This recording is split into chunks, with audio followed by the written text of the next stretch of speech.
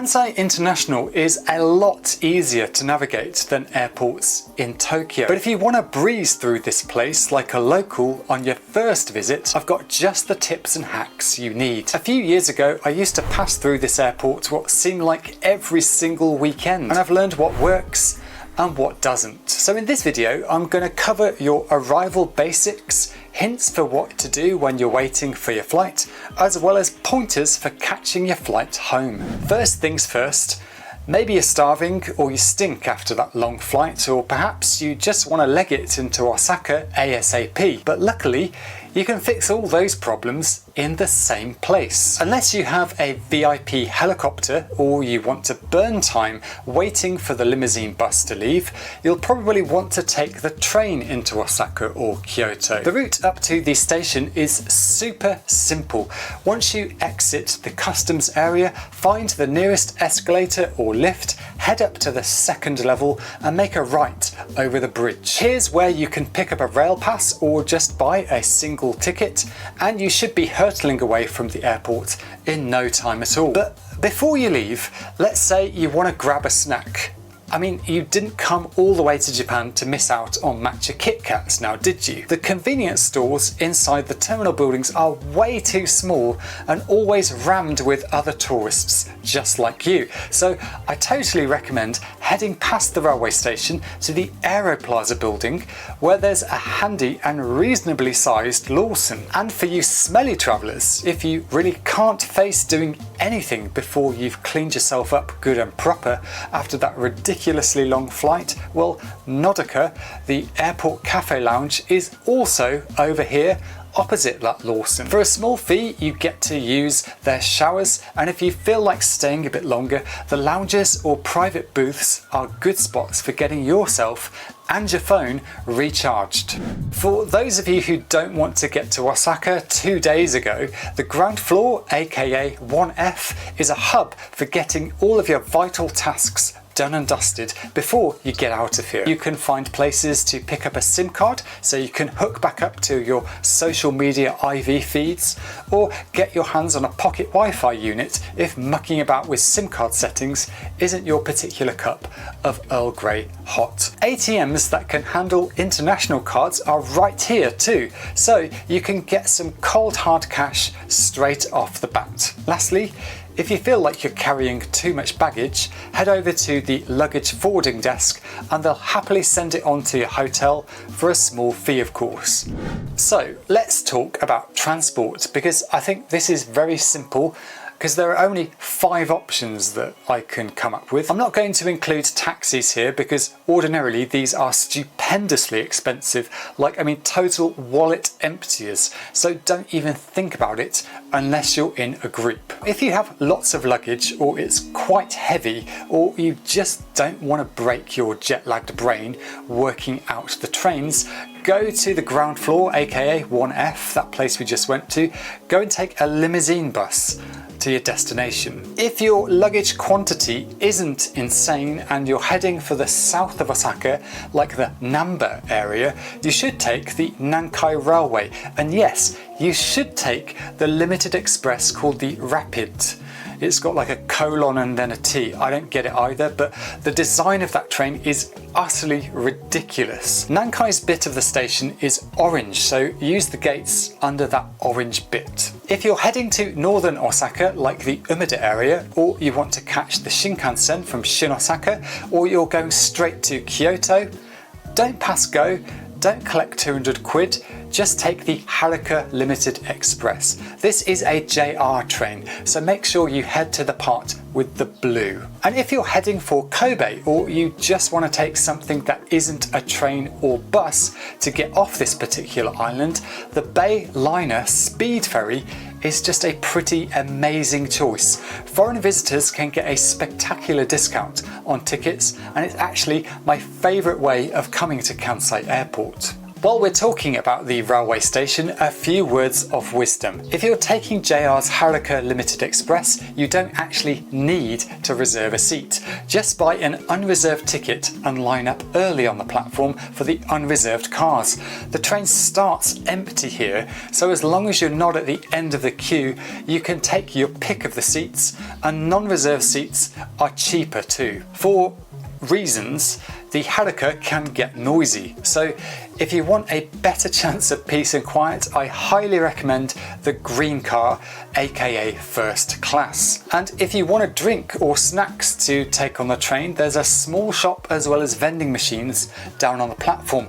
But for a much wider selection, I do recommend that Sneaky Lawson convenience store that I mentioned earlier. Most people miss this, but there's a dinky model of the Haruka train, so check it out on the way through. Whichever way you choose to get into Osaka or Kyoto, you might feel worried about having the same cookie cutter trip as everyone else. But that's where today's sponsor can help you. MagicalTrip can take you on a wide variety of tours while you're in the Kansai area, and you can be sure that you're going to get a properly unique experience. If you're visiting Kyoto, do you fancy a deep dive into the local food culture with a tour around Nishiki Market? Or maybe you're in Osaka.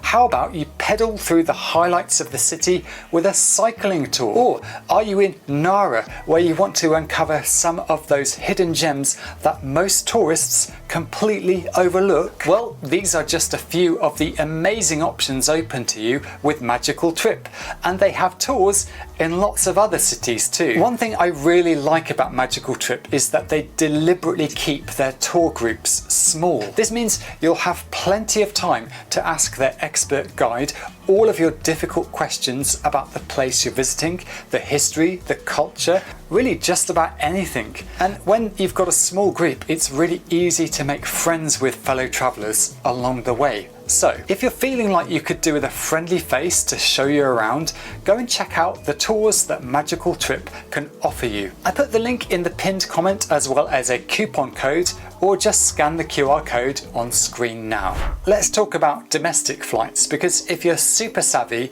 you'll know that for many destinations in Japan, taking the Shinkansen is not cost effective, it's not fast, or sometimes it's not even possible at all. I know rail passes are useful, but you still can't take Shinkansen to Okinawa. Kansai Airport is home to the purple and pink lovers Peach Airlines, who operate exclusively out of Terminal 2. I've used Peach in the past to access a ton of super destinations for dirt cheap prices, and if you do a bit of homework, you'll know which airports are close to the cities and which of them aren't. Sendai, New Chitose for Sapporo, and Fukuoka airports are very or reasonably close to downtown, for example. I've got a few tips for catching domestic flights here at Kansai. If you're heading to Terminal 2, you can either walk over to the second island, yes, really, it's possible, or like everyone else, you can just take the shuttle bus. Remember that Aeroplaza building I mentioned before? The stop is right outside. Make sure you factor in an extra 15 minutes for your travel plans coming to the airport. Because of that shuttle bus, you don't want to risk missing the flight. Now, just because Peach flights go out of Terminal 2, not all of the low-cost carriers use it. Jetstar, for example, flies from Terminal 1. So, if it's a toss-up between the Aussie orange and the pretty in pink, go with the colour that won't send you on the shuttle bus. If you do have to go over to Terminal 2 and you plan on getting something before flying, I'd recommend doing that in Terminal 1 beforehand, because there aren't that many options over in Terminal 2. And you remember that bay shuttle that gives you a super quick connection to Kobe? Well, if you're off to Terminal 2, it can be quicker to arrive on that boat, since the shuttle bus from the port goes there first. Although I do like Kansai International, I still go by the motto, if you've never missed a flight, you're spending too much time in airports. But what if you have no choice? You might find yourself with a few hours to spare before your flight. And if that's you, I totally recommend heading over to the SkyView observation hall. You just need to hop on a free bus outside Terminal 1. It leaves from stop number 1, which is right at the far end away from where you exit the terminal. After a short ride, you'll find a well-stocked shop that's heaven for the AvGeek hiding inside. A few bits and pieces about the airport itself, but the main event, of course, is the grandstand view of the airplane comings and goings. Feel free to bring a drink and some snacks and enjoy the show for as long as you like. Now, if you do have a few hours to spare, you might want to get your luggage off your hands if it's too early to drop it at check-in. And that's easy to arrange with plenty of luggage lockers available in Terminal 1. Over in Terminal 2, aka Peach Airport, they also have a set of lockers hidden away in the corner next to the toilets. Usually you can use these lockers for several days at a time, so don't be afraid to leave huge suitcases if you're doing a side quest to somewhere far away before coming back to Kansai Airport. Of course, the other reason why you've got extra time might be that you have an early flight the next day, or you're just arriving very late. You can find your 2 accommodation options back in the Aeroplaza building that I've mentioned far too many times already. The Hotel Nikko Kansai Airport will empty your wallet a lot quicker than that taxi ride you were dreaming of earlier, but it has capacious rooms. But if you want to empty your wallet as slowly as possible, first cabin makes up for the lack of space by being surprisingly luxurious. After you've been pummeling those feet for days on end, I do recommend a long soak in the bath here. Now, all good things must come to an end, so eventually you're going to find yourself back here before going home. But before you get on your flight, there are still some hacks to be followed and quirks to hunt down, so listen up. Just like the convenience stores, the restaurants here in Terminal 1 seem to be perpetually busy. The food court is especially chaotic at times, so it's not exactly the most relaxing place to eat. So, if you'd rather have a calmer meal time, or perhaps you don't like the food selection on offer, Aeroplaza, again, yes, it can come to the rescue. Here you'll find 1 or 2 extra restaurants without the crowds that you get over in the terminal building, as well as a handy branch of Nakao hidden down a side corridor for possibly the best fast food option in the entire airport. Airports can be noisy and overwhelming at times, but happily Kix has you covered if you have sensory issues and you need to take a break. Head up to level 2 towards domestic departures and you'll find this dedicated booth with a lovely sofa for taking some time out. Now let's head up to level 4 next, because that's where you need to get to for check-in for international flights. One minor annoyance at this airport is that it's hard to get in an elevator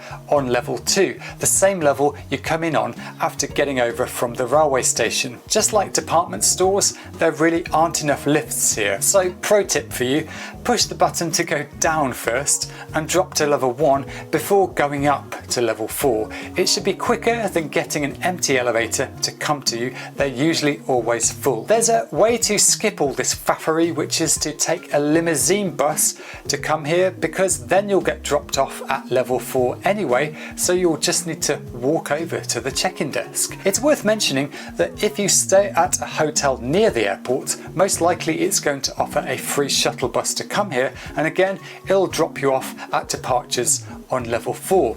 And for the smart cookies who shipped their bags here in advance, congratulations, your reward is an extremely minimal luggage lugging to the check-in desk, because the pickup point is right here at the end of the floor. Don't you just love it when a plan comes together? And while you're waiting to check in, look up, because there are a couple of secrets hiding in this area. Above your head you'll see several flying sculptures showing off the airflow, because this whole terminal is basically shaped like a wing. The other? Well, look very closely on top of the check-in desks and you'll find firefighting water cannons. Cool, right? Still not as cool as the actual farm on top of Osaka Station. Check that out in this video. See ya!